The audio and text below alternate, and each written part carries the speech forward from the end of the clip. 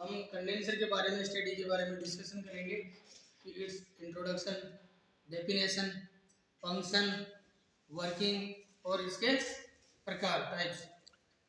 Introduction introduction में ये है कि एक मैकेनिकल रेफ्रिजरेशन का एक पार्ट है जो कंप्रेसर के बाद में यह दूसरे स्थान पे आता है। रेफ्रिजरेशन सिस्टम में कंप्रेसर के बाद में दूसरे स्थान पे। वीसीआर सिस्टम में ये डिस्चार्ज लाइन में हाई प्रेशर साइड के बाद में दूसरे स्थान पे इसको लगाया जाता है। वीसीआर सिस्टम का मतलब है वेपर कंप्रेशन रेफ्रिजरेशन सिस्टम। ठीक है। नेक्स्ट, कंडेंसर स्टील और कॉपर का बना हुआ होता है। ठीक है। सेकंड पॉइंट, डेफिनेशन कंप्रेसर में जो इवेपोरेटर से आने वाली लो प्रेशर और लो टेम्परेचर की वेपर रेफ्रिजरेंट होती है। कंप्रेसर उसको पंपिंग करता है। पंपिंग करने के बाद में वो डिस्चार्ज लाइन में जाती है। डिस्चार्ज लाइन के द्वारा जो वो हाई प्रेशर और हाई टेम्परेचर की जो वेपर है वो कंडेंसर में हवा या पानी या हवा या पानी उसके द्वारा लिक्विड में कन्वर्ट की जाती है। मतलब जो इवेपोरेटर में रेफ्रिजरेंट जो वेपर है वो हीट लेके आती है, फिर कंप्रेसर के बाद कंडेंसर में आती है तो हीट एटमॉस्फेयर में रिजेक्ट हो जाती है। ठीक है। अब जो क्रिया होती है कंडेंसर में कंडेंसिंग की क्रिया होती है, उस क्रिया को संघनन बोलते हैं और इंग्लिश में उसको कंडेंसिंग बोलते हैं। और जिस उपकरण के द्वारा ये क्रिया की जाती है उसको संघनित्र, जिसको technically name is the condenser. Okay. अब अपना थर्ड पॉइंट है फंक्शन, मतलब कंडेंसर का मेन कार्य क्या है। रेफ्रिजरेशन सिस्टम में कंडेंसर का कार्य है रेफ्रिजरेंट से दूसरे माध्यम में गर्मी को ट्रांसफर करना, मतलब हीट को रिजेक्ट करना। अब जो हीट ट्रांसफर मीडियम मतलब उष्मा स्थानांतरण का जो माध्यम है वो एयर, हवा, पानी या हवा पानी कुछ भी हो सकता है। ये इसका सिंपल अपने समझने के तरीके से मैं आपको बताता हूं कि जैसे गैस को संघनन की क्रिया हुई, कंडेंसिंग की क्रिया हुई। कंडेंसिंग की क्रिया किसमें? कंडेंसर में। गैस हाई प्रेशर और हाई टेम्परेचर किसमें कन्वर्ट हुई? कंप्रेसर के द्वारा। तब यह लिक्विड फॉर्म में, द्रव अवस्था में बदल गई। अब नेक्स्ट अपना है कंप्रेसर। तो ये स्कीमेटिक जो डायग्राम है मैं आपको समझाता हूं। कंप्रेसर के द्वारा डिस्चार्ज लाइन जिसको हाई प्रेशर साइड बोलते हैं उससे कंडेंसर में जाएगा।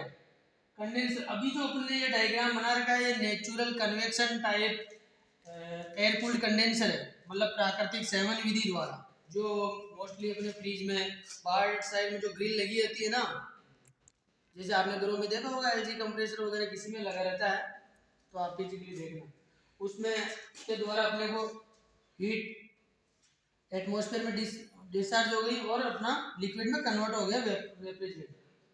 अब ये लिक्विड लाइन बोला जाएगा। अब ये रिसीवर है। रिसीवर का मेन कार्य है रेफ्रिजरेंट को स्टोर करना और जब जरूरत पड़े तब रेफ्रिजरेंट को सप्लाई करना।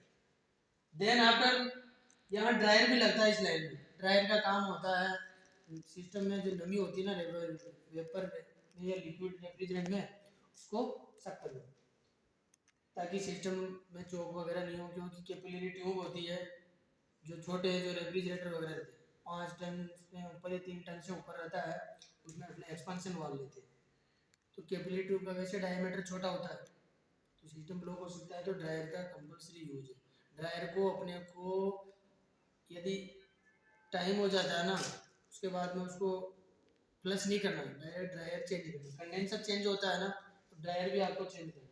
एक्सपेंशन वाल्व में आएगा वेपर रेफ्रिजरेंट, वो प्रेशर कंट्रोल होगा और वो उसमें कूलिंग अपने को मिल जाएगी।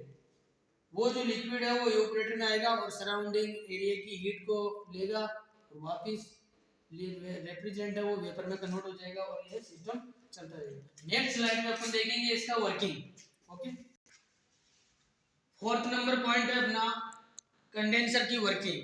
कंडेंसर की जो कार्य प्रणाली है इसमें अपन देखेंगे कि कंडेंसर जो उष्मा का त्याग है, हीट रिजेक्शन, 3 अवस्था में करता है। 3 अवस्था कौन सी है?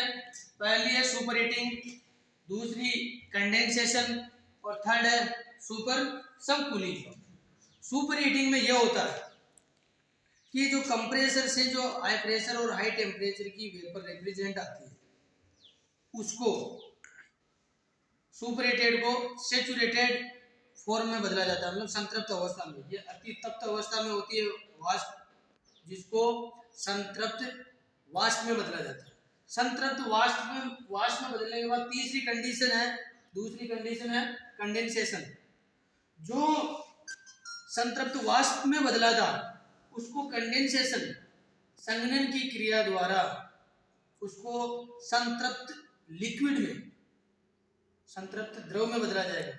और जब वो द्रव में बदल जाएगा तो सैचुरेटेड वेपर से जो नीचे सैचुरेटेड जो लिक्विड है उसके नीचे तक ठंडा किया जाएगा, तब उसको जो क्रिया होगी उसको अपन सब कूलिंग बोलते हैं। ये इसका जो डायग्राम है प्रेशर और एंथैल्पी के बीच का, पहला पॉइंट है जैसे अपना कंप्रेसर, इस साइक्लिक क्रम में चलता है प्रोसेस। कंप्रेसर में वेपर का कंप्रेशन होगा, कंप्रेशन के बाद में यहाँ सुपर हीटिंग हुआ, ये पूरी क्रिया कंडेंसर में होगा, कंडेंसर में हो रही है 2 से लेके 5 तक।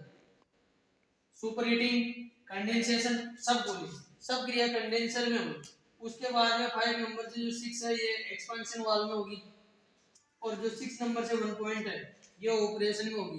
तो अपन डेली डिस्कशन कर रहे हैं कि ये ऑपरेशन यानी वाष्पित्र और वाष्पन क्या काम है, एक्सपेंशन का क्या काम है, ये डेली अपन जो डिस्कस कर रहे हैं। नेक्स्ट जो अपनी स्लाइड रहेगी उसमें अपन इसके टाइप्स पढ़ेंगे। 5 नंबर पॉइंट है टाइप्स। कंडेंसर बेसिकली 3 प्रकार का होता है। एयर कूल्ड कंडेंसर, जिसमें वेपर रेफ्रिजरेंट को लिक्विड रेफ्रिजरेंट में हवा का जो माध्यम होता है उसके द्वारा उसको लिक्विड में बदला जाता है। दूसरा होता है वाटर कूल्ड कंडेंसर, जिसमें वेपर को लिक्विड में पानी के द्वारा बदला जाएगा, मतलब हीट रिजेक्ट पानी के द्वारा होगी। थर्ड नंबर है इवेपोरेटिव, इसमें हीट रिजेक्शन जो माध्यम है, उष्मा का रिजेक्शन माध्यम है वो हवा व पानी रहेगा। ठीक है। अब एयर कूल्ड कंडेंसर है, ये 2 प्रकार के होते हैं। नेचुरल कन्वेक्शन टाइप, मतलब उसमें कहीं पंखा वगैरह फैन वगैरह नहीं लगाएगा, बस सामान्य अवस्था द्वारा रहेगा। दूसरा forced convection fins and tube type, fins रहेगी, फिन्स में आप पंखा लगा दिया आपने कंडेंसर फैन, फिन्स के आर पार है वो हवा जाएगी, फिन्स के द्वारा ट्यूब के अंदर रेफ्रिजरेंट रहेगा। ठीक है। सेकेंड वाटर कूल्ड कंडेंसर है, 3 प्रकार का है, cell and tube, cell and coil, tube and tube. अब मैंने कोड लिखे आर और डब्ल्यू। आर का मतलब है जो सेल रहेगा कंडेंसर वाली सेल, उसमें आर का मतलब उसमें रेफ्रिजरेंट रहेगा और वाटर रहेगा ट्यूब में। तो उष्मा का जो रिजेक्शन है, हीट का रिजेक्शन, वो वेपर में जो कन्वर्ट होगा रेफ्रिजरेंट लिक्विड में, वो वाटर के द्वारा बदला जाएगा। इसमें कोयल में रहेगा पानी, इसमें रेफ्रिजरेंट रहेगा सेल में, ट्यूब में रेफ्रिजरेंट रहेगा और सेकंड में वाटर रहेगा, जो मैंने कोड लिख दिए दोनों। और थर्ड नंबर है इवेपोरेटिव कंडेंसर, इसमें वेपर रेफ्रिजरेंट को लिक्विड रेफ्रिजरेंट में बदला जाएगा, तो हीट रिजेक्शन माध्यम है वो हवा व पानी रहेगा। ठीक है, कंप्लीट।